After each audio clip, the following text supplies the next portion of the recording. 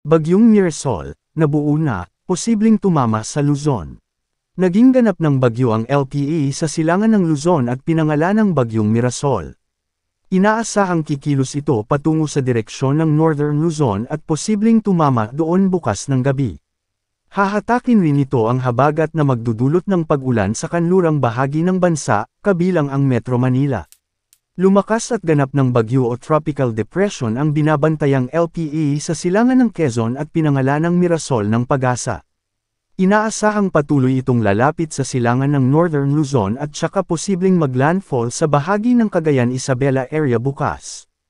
Ang ikalawang aktibong LPA na inaasahang papasok na ng PAR bukas o sa Huwebes ay inaasahang magiging ganap na ring bagyo sa weekend. Tatawagan itong nandaw sakaling maging bagyo na bago pumasok o habang nasa loob na ng PAR. Babantayan din ang magiging kilos nito dahil hindi inaalis ang tsansang lumapit din ito sa Northern Luzon next week bilang isang malakas na bagyo. Inaasahang hawatak din ng habagat ang mga nasabing potensyal na bagyo na magdadala ng mga pag-ulan partikular sa kanlurang bahagi ng bansa. Ang trough nito, nakakaapekto ito ngayon sa Metro Manila, Mimaropa, rest of Central Luzon, rest of Calabarzon, at ang nalalabing bahagi ng Visayas.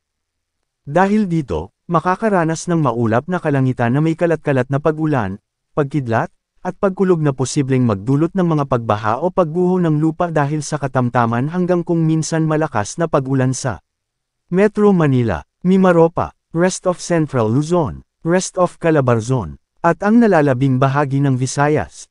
Easterlies. Nakakaapekto ito ngayon sa Northern Luzon. Dahil dito, makakaranas ng maulap na kalangitan na may kalat-kalat na pag-ulan, pagkidlat, at pagkulog na posibleng magdulot ng mga pagbaha o pagguho ng lupa dahil sa katamtaman hanggang kung minsan malakas na pag-ulan sa Cagayan Valley. Makakaranas ng bahagyang maulap hanggang maulap na kalangitan na may pulu-pulong pag-ulan o pagkidlat at pagkulog na posibleng magdulot ng mga pagbaha o pagguho ng lupa dahil sa severe thunderstorms sa Ilocos Region at Cordillera Administrative Region. Localized thunderstorms.